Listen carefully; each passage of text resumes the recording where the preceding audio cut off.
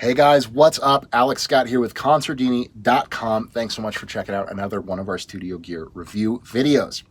We are back over at the auxiliary rack in my studio where I like to keep all of my fun, weird toys, like my old half-broken tape delay, my Alesis Micro, which we have a video on here on the channel, and also the little box that we're going to be talking about today, which is the Alesis Micro Limiter.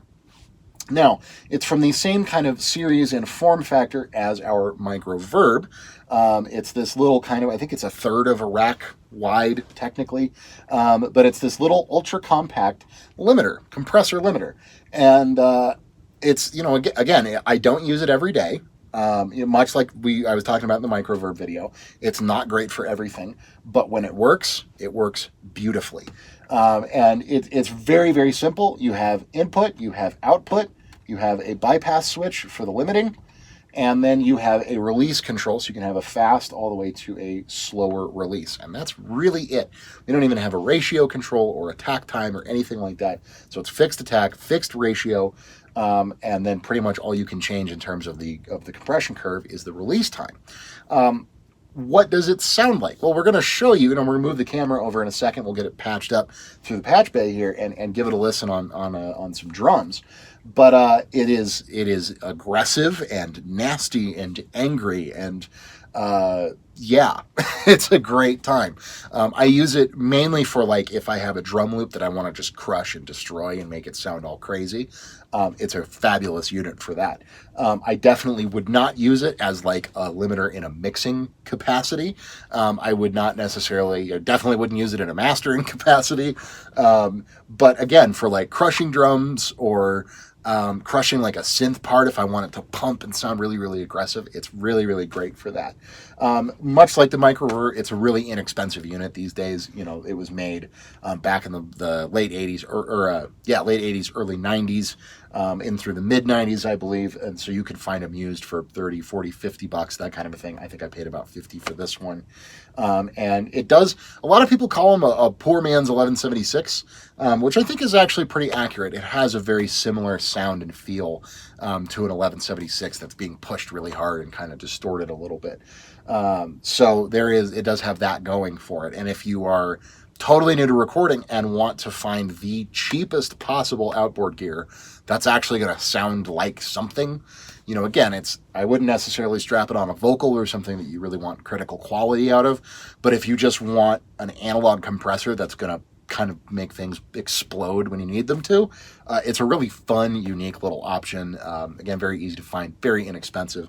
So let's go ahead, pull the camera over, get it patched up, and take a listen to it on a drum loop.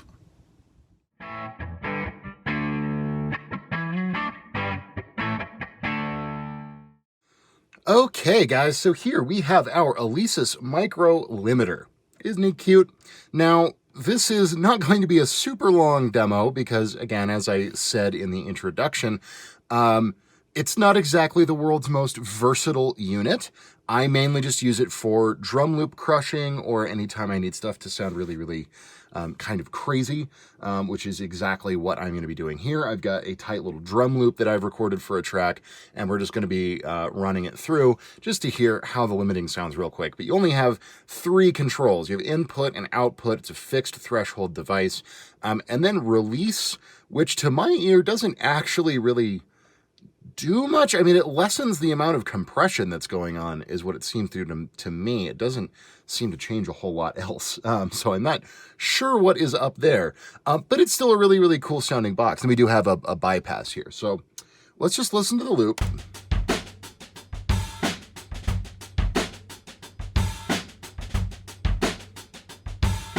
And we'll kind of get it to a slightly more reasonable level. Bit of a scratchy pot. So you can hear there it's doing some basic limiting, and it does sound pretty decent. But where this thing really shines is when we do that. Again, bypassed. And then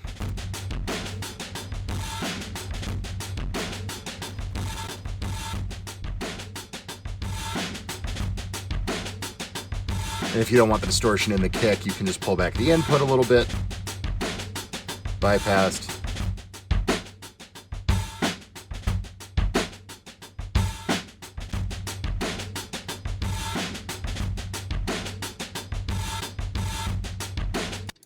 So, that's what it does. And for, again, I think I picked this up for 30, 40, 50 bucks, something like that. For that, it's awesome. It's a very authentic, very analog sounding limiter that will crush the heck out of anything you pump into it. And you can do a few basic odds and ends, like driving the input a little bit harder, getting a little bit more distortion, backing down the output. You can do different things to kind of gain stage it differently. But then, we can even take a listen to this kind of release function here, quote unquote. So if I pull the release over, it is either becoming way more transparent, the compression is, the limiting is, or it affects the threshold maybe.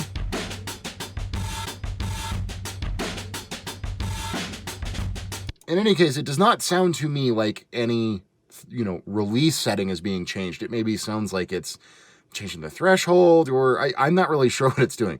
But I generally leave it set to somewhere between really fast and as fast as it goes, which is all the way to the left.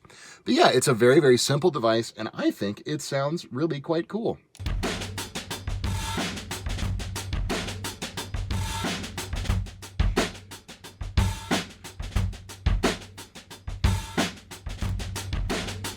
Really is a nice way of bringing out the hi-hats and making the snare a little bit grittier, adding some real aggressive impact to the kick drum. Definitely an interesting box.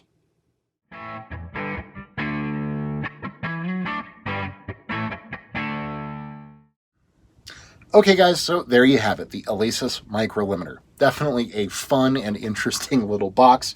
Not for everything. Definitely, there's lots of situations where I wouldn't use it, but when I need to destroy some drums or destroy anything really, it can sound really cool in like piano stuff. You get this really, like a dead mouse kind of a sound. If you guys think of, when you hear piano in like trance or techno or something and it's really pumped and heavily compressed, it can do that kind of a thing really well. Kind of a one-trick pony, sure, but for 40, 50 bucks, 60 bucks used, that one trick is pretty great, and I use it plenty enough to justify my original purchase price of it.